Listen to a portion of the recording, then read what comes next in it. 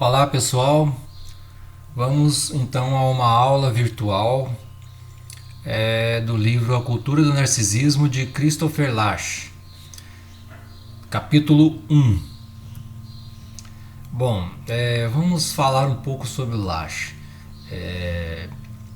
Lasch, nascido em 1932, falecido em 94, é um historiador e sociólogo norte-americano, especialista em história da família e das mulheres, ou seja, a sua especialidade é a história íntima e do cotidiano, por isso ele vai tratar tanto de indivíduo.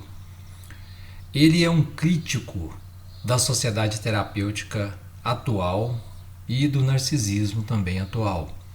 Ele vai explicar isso ao longo do livro, né? O que é sociedade terapêutica e o que vem a ser esse narcisismo contemporâneo de que o Christopher Lasch tanto fala e fala de modo crítico. É isso que nós vamos verificar agora nesse capítulo 1. Bom, vamos falar um pouco sobre o livro. O livro A Cultura do Narcisismo, a vida americana numa era de esperanças em declínio. Esse é o título do livro. A primeira edição desse livro foi em 1979, então o livro é do final da década de 70. Ou seja, o Lasch escreveu esse livro ao longo da década de 70. A edição brasileira foi logo após, 1983, e se encontra esgotada. Então esse livro ele é um clássico dos anos 80, quer dizer, a sua repercussão foi principalmente na década de 80. Este livro tem, porém, algumas, digamos assim, limitações, ou aparentes limitações. A primeira é essa da data.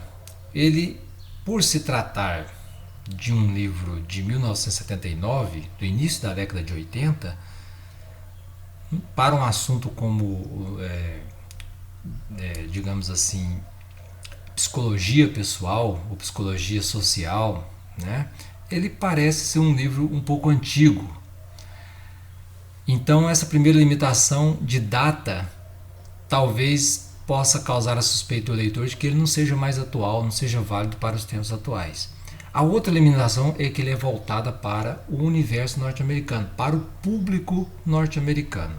Porém, apesar dele ser um livro relativamente antigo, e apesar dele ser um livro feito a partir de dados norte-americanos e para o público norte-americano, este livro antecipa muitos problemas que são atuais, ou seja, ele está bastante atual, e globais, ou seja, para além da sociedade norte-americana.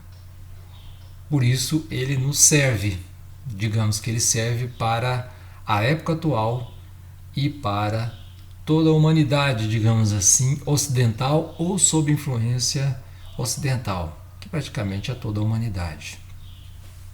Por que isso, né? Porque os Estados Unidos, eles são uma espécie de vanguarda da cultura, eles são um modelo da cultura, quer dizer, o que acontece nos Estados Unidos costuma antecipar o que vai acontecer no mundo,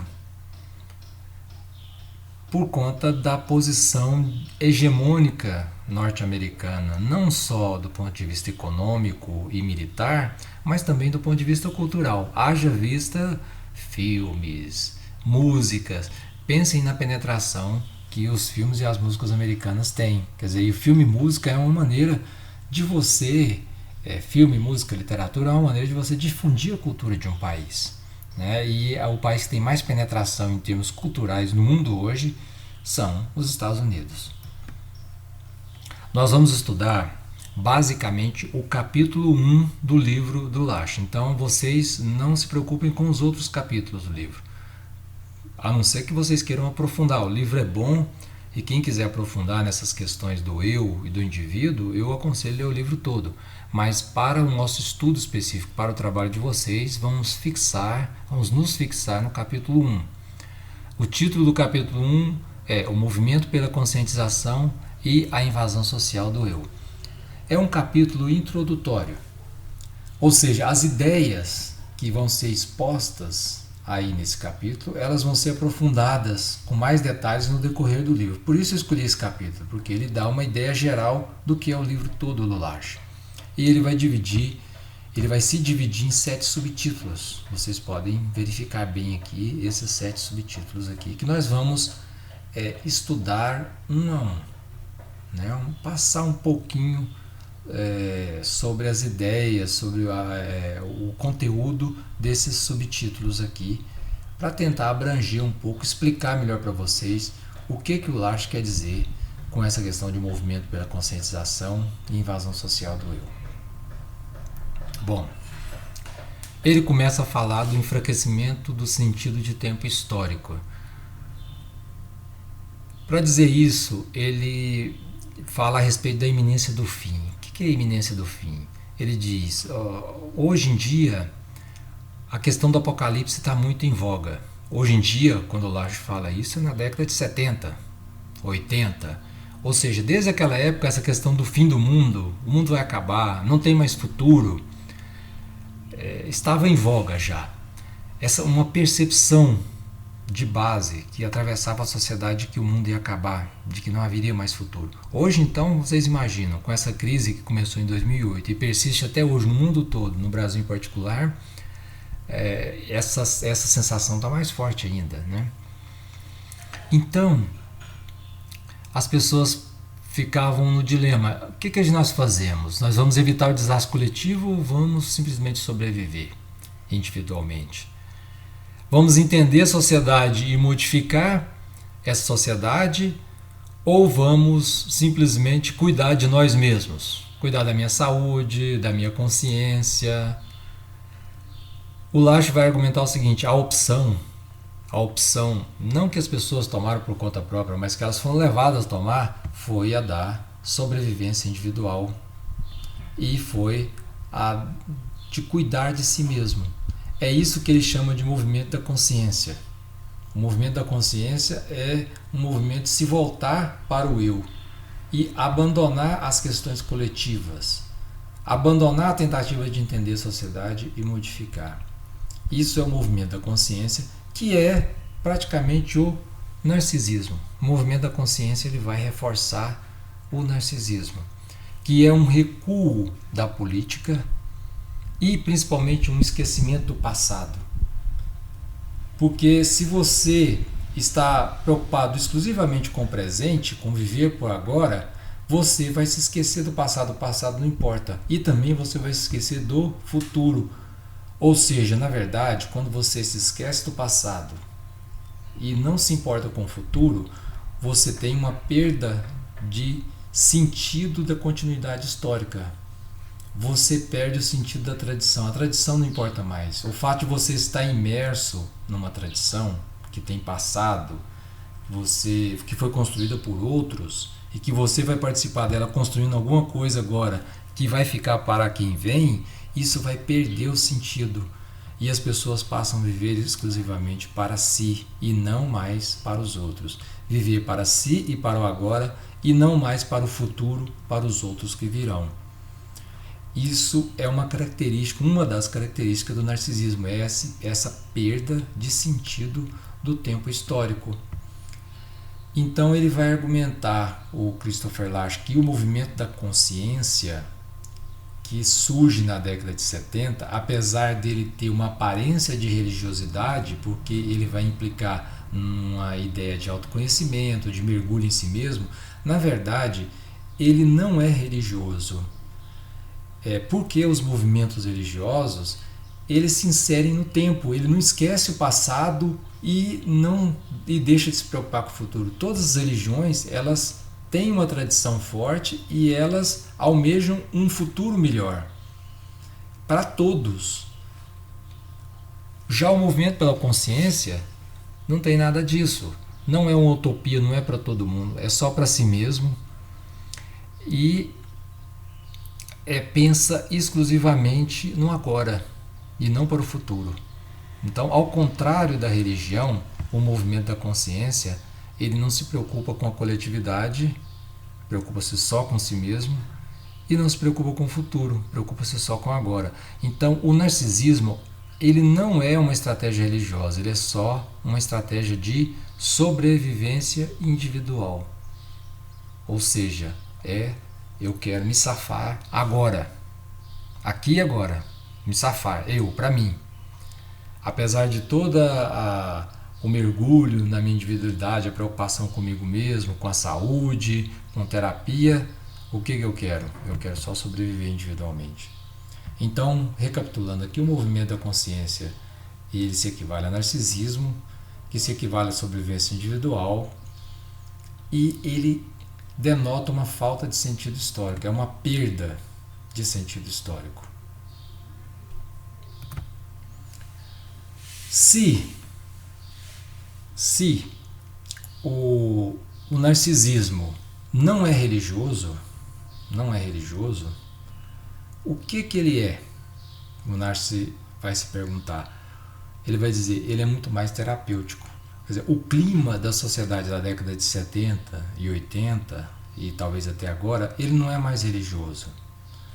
Ele é muito mais terapêutico. O que ele almeja, esse clima terapêutico, não é de salvação coletiva e nem mesmo de salvação pessoal no sentido daquele crescimento pessoal forte.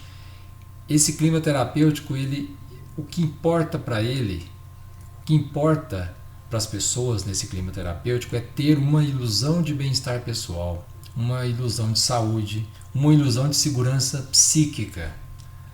Ou seja, o narcisista precisa de uma identidade. E ele vai buscar a terapia para tentar adquirir essa necessidade. Terapia para o vazio interior. É o contrário do religioso. O religioso, ele já tem uma identidade. O que ele faz? Ele mergulha essa identidade numa causa mais ampla, coletiva, histórica, né? Vive para o futuro, vive a partir do passado para o futuro, para um ideal. O narcisista não. O narcisista, ele quer buscar uma identidade. É bem diferente dos objetivos religiosos, digamos assim. Os objetivos narcisistas não são bem os objetivos religiosos. Bom, outra diferença, outra questão que o Lasch vai pontuar é a questão do narcisista e do individualista. Os americanos, como nós sabemos, eles sempre foram um povo que valorizaram muito o indivíduo. Então esse individualismo americano vem desde a fundação da nação americana e ele é baseado na autossuficiência, na não dependência de ninguém. Isso implica num ego muito forte, um ego que não precisa de aplauso e elogio, porque ele já é forte, ele já está convencido da sua força. Já o narcisismo contemporâneo é o contrário, apesar dele ser egoísta também, como é o individualista, ele é de uma forma diferente. Ele é muito dependente, ele não é autossuficiente. Ele depende do Estado, depende da empresa, depende das burocracias nas quais ele está mergulhado, depende dos especialistas. O pai não cria seu filho sem um professor, sem um assistente social, sem um psicólogo, e depende principalmente do terapeuta. Então, o narcisista não é autossuficiente como o indivíduo norte-americano, o individualista norte-americano. O individualista tem um ego forte, já o narcisista tem um ego frágil. Esse ego frágil vai precisar de aplauso, precisar do elogio para se manter de pé. Essa é uma diferença fundamental. Então, o que surge, o perfil do homem americano, que surge na década de 70, que emerge na década de 70, é bem diferente da tradição americana do individualismo. Os egos são bastante diferentes. A psique desses homens, dessas pessoas, são diferentes. O individualista tem um ego forte, autossuficiente, e o narcisista tem um ego frágil, dependente, que precisa do aplauso e do elogio dos outros para se manter. O narcisista contemporâneo, continuando nessa diferença entre individualismo e narcisismo. O narcisista contemporâneo tem ilusões de onipotência, mania de poder, de grandeza, mas, como eu disse, ele depende do aplauso dos outros. Isso indica que ele é inseguro, que o ego dele, que a psique dele é insegura, é vazia. O narcisista, ele vê o mundo como um espelho onde ele precisa se ver refletido na atenção dos outros. Ele precisa ver os outros elogiando a si. Ou seja, ele precisa ver que os outros estão o elogiando, no caso. Já o individualista, a imagem que ele tem do mundo é de um deserto que vai ser modelado, dominado pela sua vontade. Ou seja, aqui o mundo é ameaçador, é um deserto. Mas o individualista confia que a sua vontade é mais forte do que esse mundo ameaçador. Para o narcisista, o mundo também é ameaçador. Mas o que ele quer do mundo? Ele quer do mundo atenção. Ele quer do outro atenção. Ele não quer impor a sua força, mesmo porque ele não tem força interior. Ele precisa o tempo todo da atenção dos outros. Alguns sintomas. O Lasch vai falar de alguns sintomas do narcisista. O narcisista, e qualquer semelhança com os sintomas, as doenças, digamos assim, de hoje em dia, não são meras coincidências. Vejam bem, nós somos muito acostumados com esses problemas hoje. Esses problemas, na verdade, são uma praga, digamos assim. Ansiedade, depressão, descontentamento vago, estou infeliz, não sei com o que exatamente, vazio interior, sensação de vazio. O que os narcisistas vão buscar para combater esses sintomas? Paz de espírito, cura, terapias. Ou seja, não necessariamente o crescimento individual, que seria a busca do individualista, e nem a transcendência espiritual, que seria a solução religiosa. Mas busca o quê? Terapia. O narcisista, ele não está em busca de religiosidade e nem de crescimento individual, mas de terapia. Terapia para, como se diz, tampar buraco. Terapia para anestesiar um pouco, para ele suportar. E os aliados, os principais aliados do narcisista são os terapeutas. Não são mais os padres e nem aqueles pregadores da autossuficiência. A sociedade americana tinha muitos oradores, empresários de sucesso, que diziam como é que a sua luta individual proporcionou o seu sucesso. Agora, os aliados principais do narcisista é o terapeuta. É a yoga, é o psicanalista, o psiquiatra, os especialistas de uma forma geral. E o Lasch vai fazer uma crítica da visão terapêutica, por exemplo, com relação ao amor. O amor para um eu forte, o amor para numa outra situação, ele é entendido como um autossacrifício pelos outros. Já o terapeuta vai conceber o amor para o narcisista. Olha, por que o sujeito hoje precisa de amar? Ele precisa de amar para preencher a sua necessidade.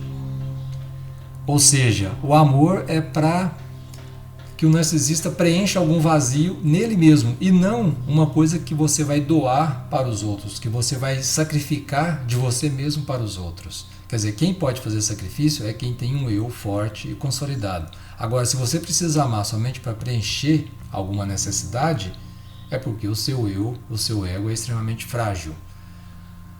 A outra questão, como é que é concebida a saúde mental hoje em dia para essa sensibilidade terapêutica? É você aceitar, você não se inibir, não se inibir diante da gratificação imediata. Ou seja, não se sinta culpado por querer o prazer aqui e agora, por querer viver o momento, por você ser incapaz de se sacrificar pelos outros. Não se sinta inibido por isso. Aceite essa vivência para o agora, essa vivência para o prazer. Quer dizer, quem aceita isso tem uma boa saúde mental. Né? Bom, e como é que fica essa questão do narcisista com relação à política? Né? Bom,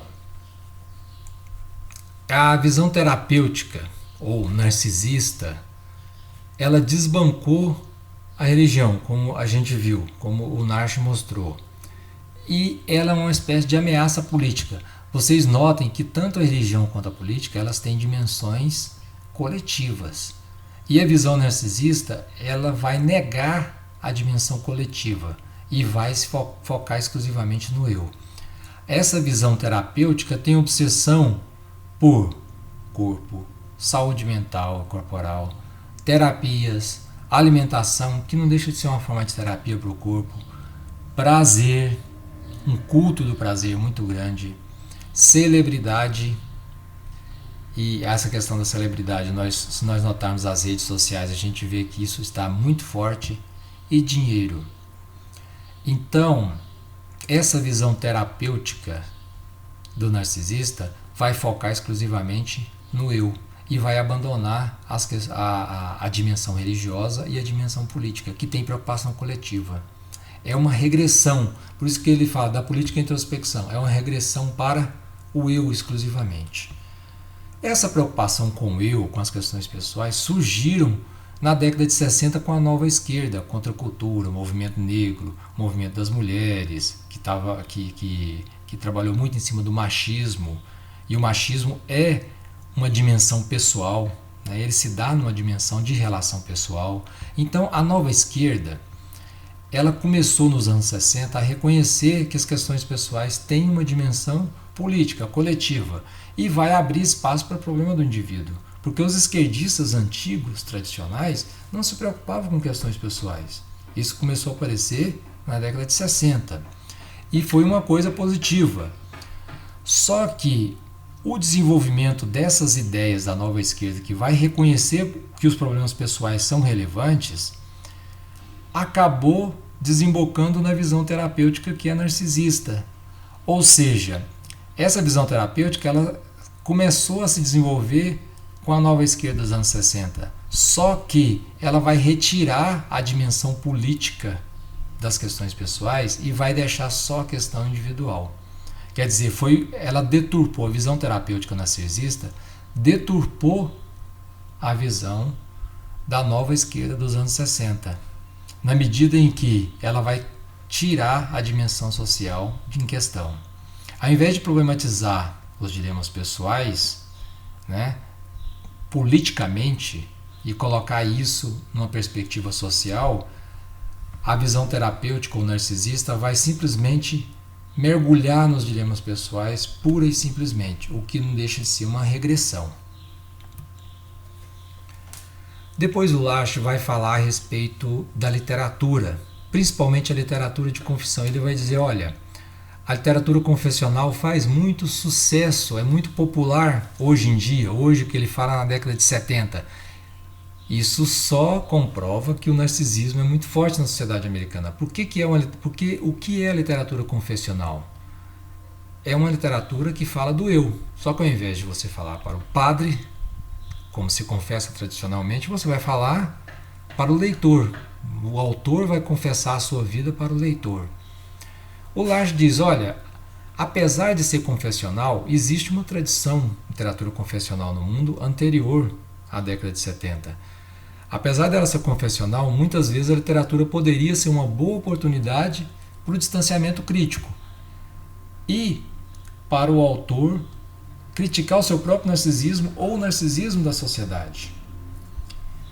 E ele diz que às vezes isso até acontece na literatura confessional da década de 70.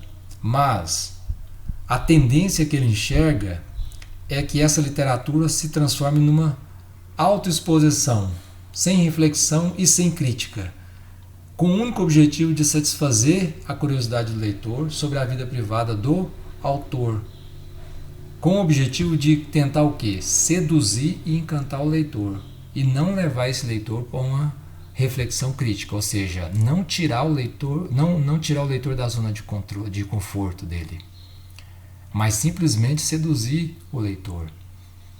Essa literatura, dessa maneira, que tenta seduzir, que tenta satisfazer a curiosidade do leitor, ela vai satisfazer o desejo de celebridade do autor. Ela vai criar fãs, ao invés de criar leitores críticos, e vai confirmar mais ainda a tendência narcisista da sociedade. Então, muitas vezes, essa literatura confessional, ela perde a oportunidade de autocrítica e ela simplesmente confirma uma sociedade basicamente narcisista. Narcisista por parte do autor, que vira uma celebridade, e por parte dos leitores, que se transformam em fãs. Então, a viagem interior que a literatura confessional poderia proporcionar, e que ela sempre foi a tradição da literatura confessional, ser uma viagem interior, de busca de dramas interiores, ela vai deixar de ser essa, digamos assim, essa exploração difícil e árdua e muitas vezes dolorida do autor, e vai se tornar uma coisa leve para seduzir o leitor, em busca de atenção, aplauso. Ora, quem busca atenção e aplauso é justamente o eu narcísico, o narcisista. E quem busca atenção e aplauso é exatamente quem é muito débil, muito frágil do ponto de vista pessoal, do ponto de vista subjetivo. Não tem um eu consistente. Se você precisa de atenção e aplauso, é porque o seu eu não é consistente. Ele precisa de uma consistência a partir de fora. Ele não é internamente consistente. Então isso só prova a característica narcisística dessa literatura e da sociedade americana. O resultado é que essa literatura, muitas vezes, algumas vezes sim, mas muitas vezes, de acordo com Larch, não vai mostrar a complexidade interior, mas vai mostrar apenas um vazio narcísico dos autores. E, em consequência, também dos leitores, que vão virar fãs desses autores, digamos assim. Hoje em dia, a literatura está um pouco fora de moda, mas nós podemos traduzir toda essa análise do Larch aqui para a música e o cinema.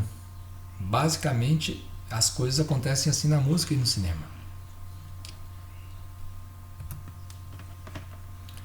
O vazio interior. O Larch vai dizer o seguinte: olha, o eu narcísico, o narcisista, ele tem uma fome insaciável. Uma fome insaciável de celebridade. Ou seja, as pessoas são vazias. Elas não têm uma consistência interna, conteúdos internos fortes, tradições, valores. Então elas vão esperar ser preenchidas pela fama. Esse vazio vai ser preenchido pelo aplauso dos outros. Ou seja, o conteúdo interno vai depender do aplauso de fora. Porque o interior é vazio, é frágil. Essa, digamos assim, esse é o ideal. O ideal, o que as pessoas mais almejam, digamos assim, seria a celebridade. Novamente eu volto a afirmar, as redes sociais estão aí para comprovar. As pessoas querem o tempo todo serem curtidas, digamos assim. E o que o homem comum, como o homem comum, porque nem todo mundo pode ser celebridade, como fica o homem comum, né, numa sociedade dessa? O homem comum vira uma espécie de fã curioso, que é o outro lado do narcisismo. O que é você virar um fã? É você se espelhar numa celebridade. É como se você, já que eu não posso ser uma celebridade com todas as, digamos assim, de fato, eu vou viver a minha vida através do outro, daquele que eu gosto, daquele que eu sou fã, numa tentativa de fugir do anonimato e da mediania. E por isso que há casos e casos de fãs que tentam copiar, inclusive, o estilo de vida, a maneira de pensar, até de falar, de ser, até os trejeitos da celebridade. Para fugir do quê? Para fugir do anonimato. O anonimato, se você não tem um ego bem constituído, o anonimato é terrível, porque o anonimato significa que ninguém vai te aplaudir. Por isso que você quer fugir do anonimato o tempo todo. Se você não consegue se tornar uma celebridade, torne-se pelo menos um fã. Torne-se pelo menos um parecido com o seu espelho. Seja a pessoa célebre por tabela, digamos assim. Porque você não pode ser você mesmo. Você não tem nada para ser. E você não consegue aplauso como a celebridade, então seja celebridade por tabela, digamos assim. É o recurso que o homem comum tem para fugir do anonimato e fugir também do seu vazio interior. Existe uma crítica de esquerda ao privatismo. Na época do Larch existia essa crítica, a crítica progressista ao privativo. A crítica consistia o seguinte: ela dizia que a conquista da natureza ou a busca de novas fronteiras foi substituída, que era típica do homem americano. O individualista americano queria conquistar a natureza, buscar novas fronteiras. Haja vista os filmes de faroeste, a busca de novas terras mesmo, de um novo país. Elas foram substituídas por uma preocupação com o eu, com a autossatisfação imediata, que é o privatismo. O privatismo nada mais é do que o narcisismo. Pode colocar como sinônimo. Essa crítica progressista vai acreditar que o privatismo é uma decadência da classe média e alta. Muitas vezes o pessoal da esquerda vai dizer o seguinte: olha, o povo não é privatista, o povo não é narcisista. Narcisista é a classe média e alta. O Lasch vai contra-argumentar e dizer o seguinte: olha, o privatismo atinge toda a sociedade é narcísica. E isso não é digamos assim, um privilégio, entre aspas. O narcisismo não é uma característica só da classe média, é de toda a sociedade, porque a causa desse narcisismo é a sociedade atual, é a competição extrema da sociedade atual, a guerra de todos contra todos, é uma causa social. Aliás, esse problema da guerra de todos contra todos e essa necessidade de sobrevivência atingiu antes as classes baixas do que as classes médias. Os pobres das classes baixas, eles sempre tiveram que viver o presente. Isso sempre foi uma necessidade da classe baixa. E sempre sem muita esperança para o futuro. Viveu agora. Ou seja, então o privatismo já atingia a classe baixa antes.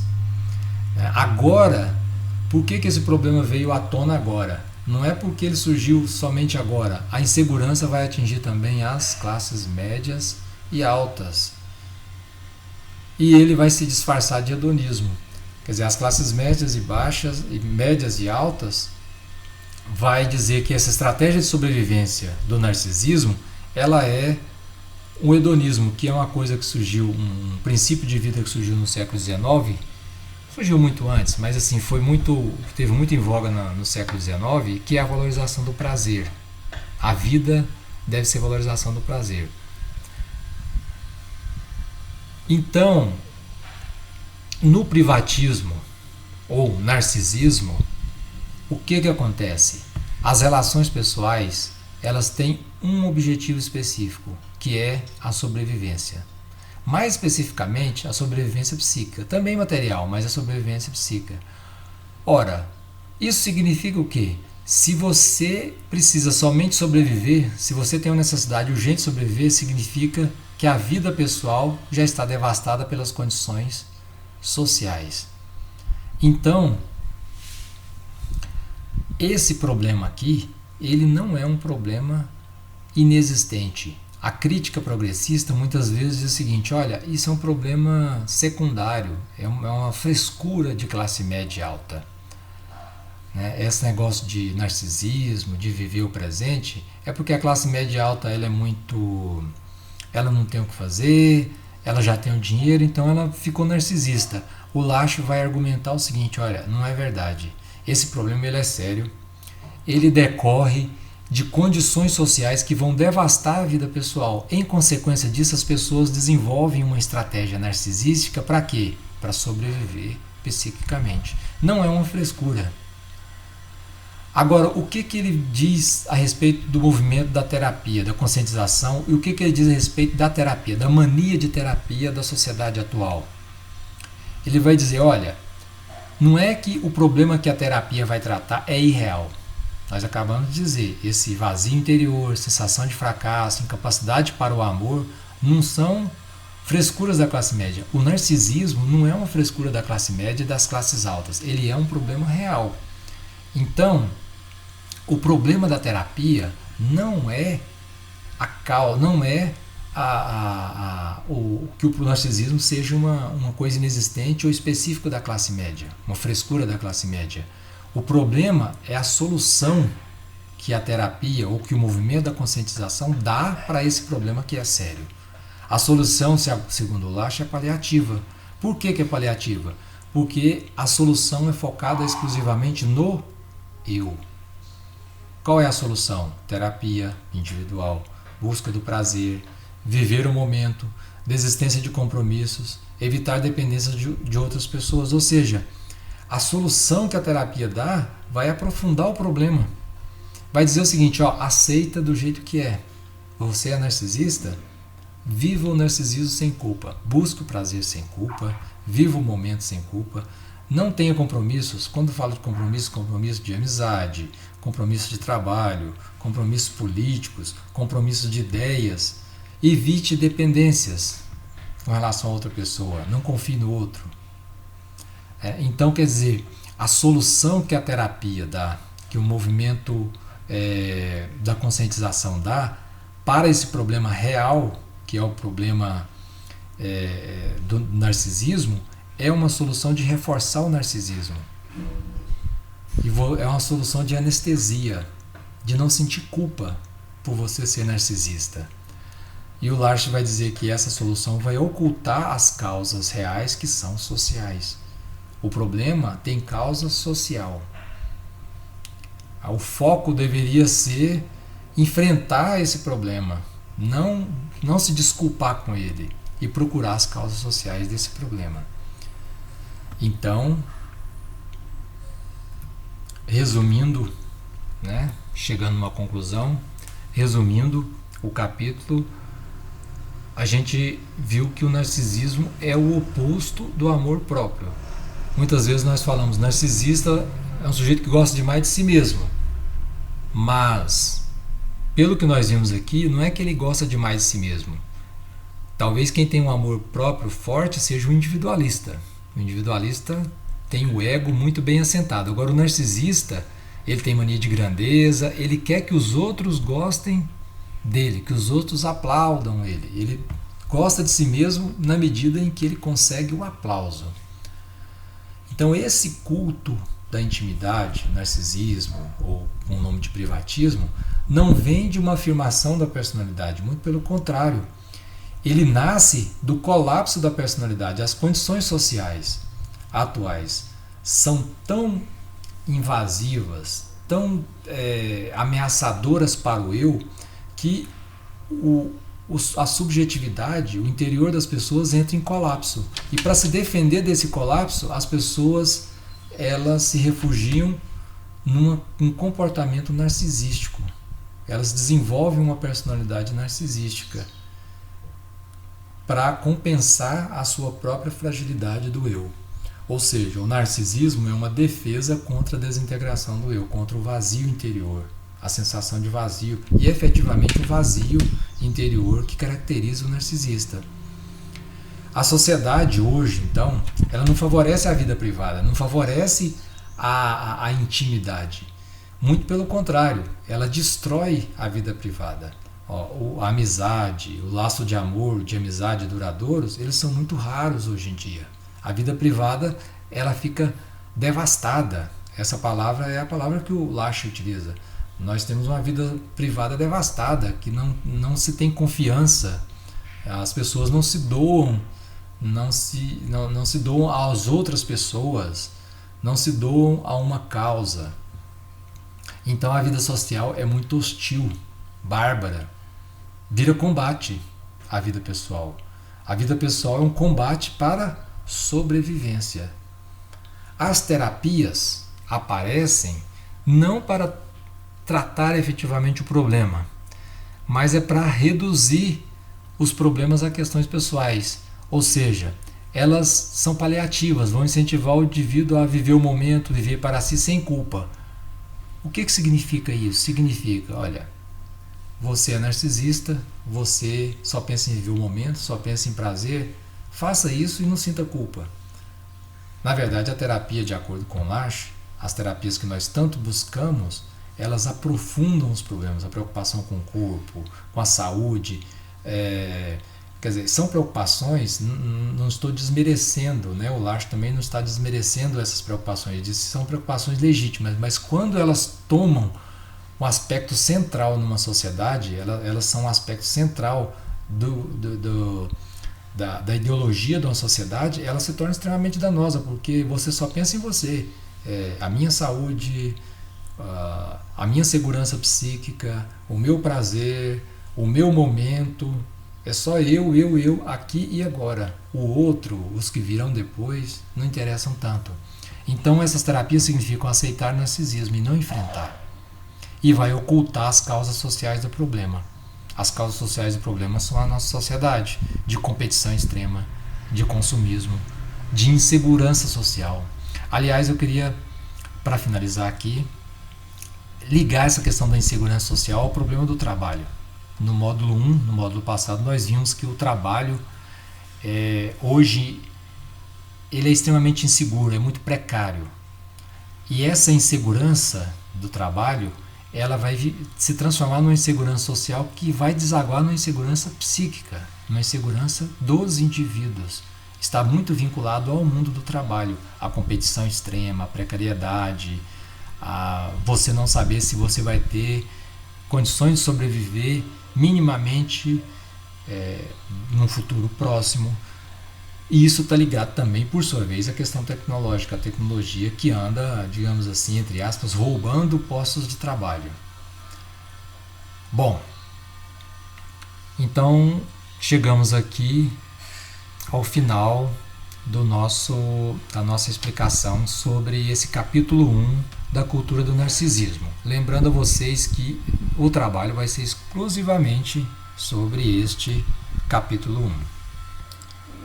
Bom estudo para vocês.